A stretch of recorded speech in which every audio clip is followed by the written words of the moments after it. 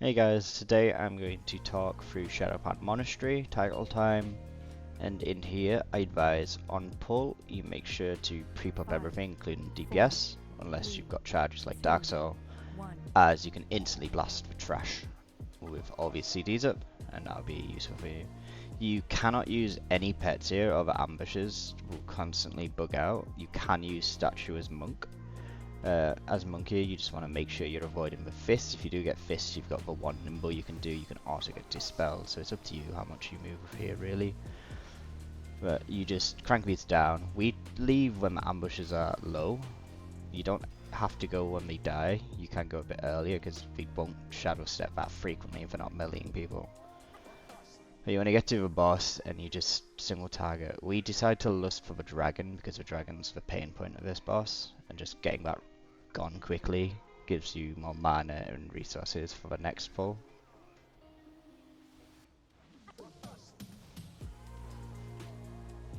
You may know if you've played as tank of this boss, you don't get vengeance whilst the dragon is up, so what you can do is you see here, since we don't instantly kill the boss with bloodlust, we get the breath from the dragon.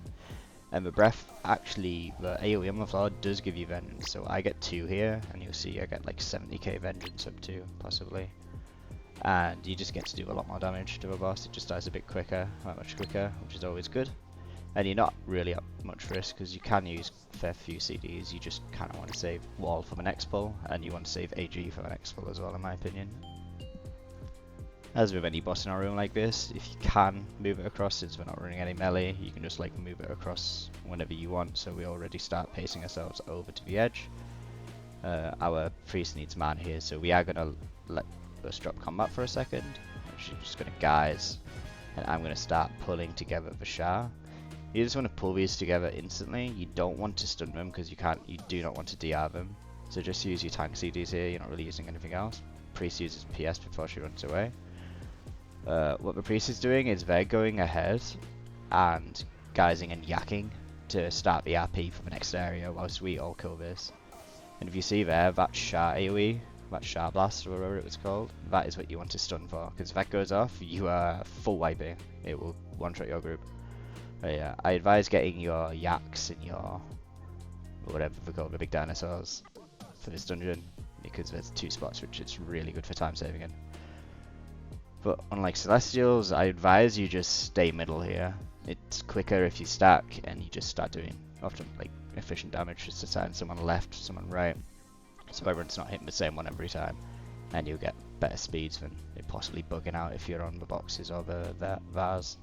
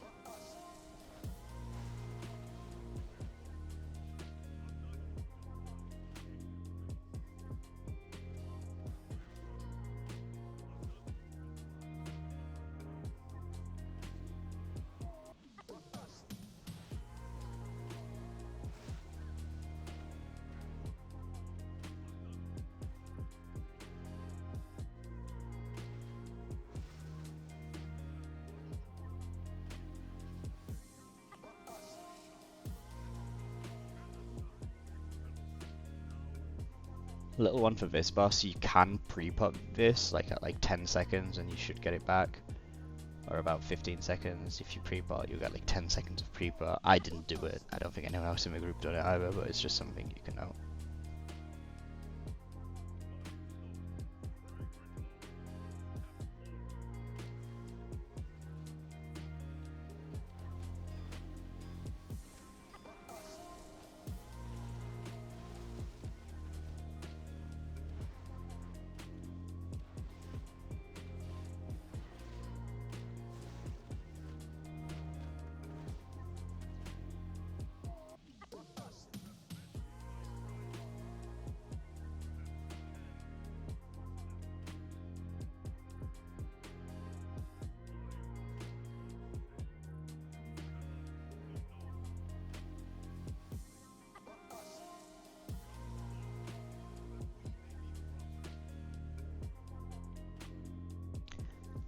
The only min-max I really have for this boss is, first of all, Monk should tank it against the wall so you don't get knocked back during a tornado kick, and during Fist of Fury just use Diffuse and you can get Vengeance.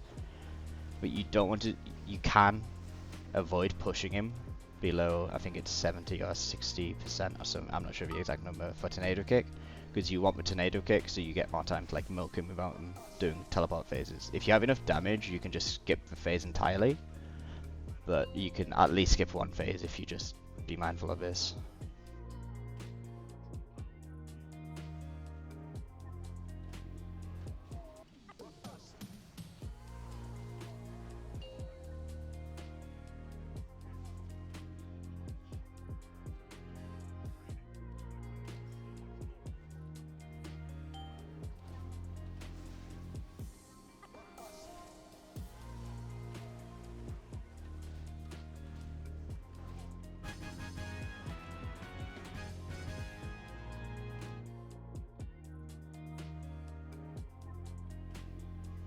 As before the second boss, we are just going to use our yaks or dinosaurs to get to the third boss.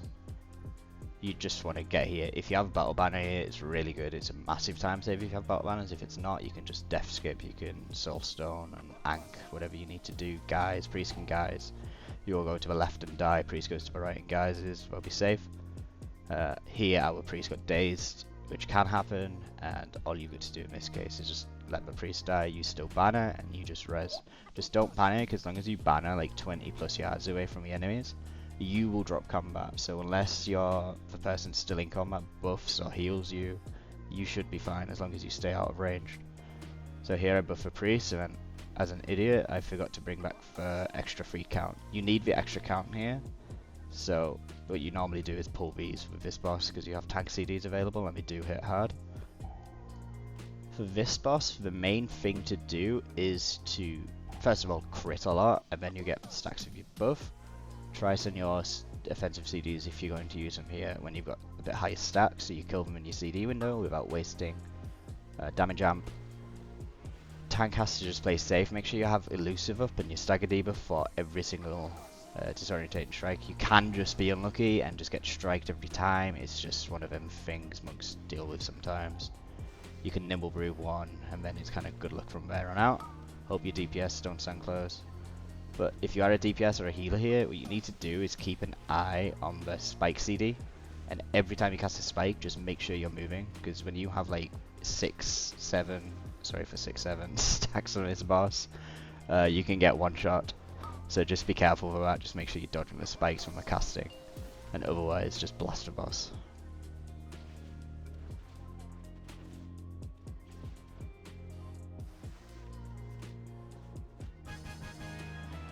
On to the final bit of this dungeon. You can paralyze and shackle these. We shackled the same one, I mean, ended up pulling, but it's fine. Just shackle it and ignore it. Do a countdown and a 3, 2, 1, go. Everyone clicks and you get 4 out of 4 purified. It's fairly easy to do this. Don't have to kill these, just glide it down to the right. And ideally your shaman has water walking bound at this time. Ours was on an alt shaman, so he didn't. But you water walking across here, just waiting.